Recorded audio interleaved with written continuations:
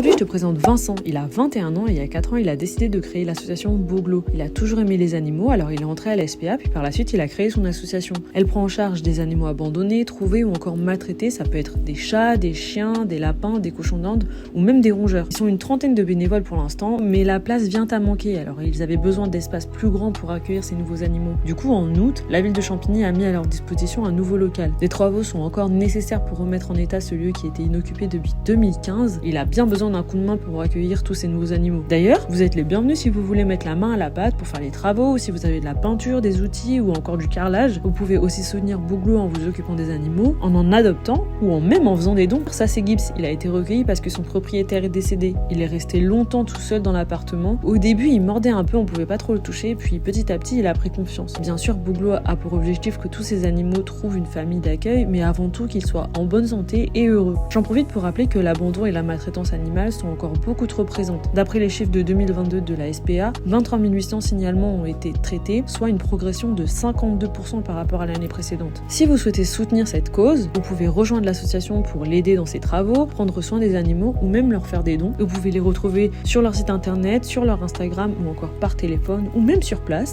Et puis aussi retrouver un article complet dans notre Champigny du mois de novembre.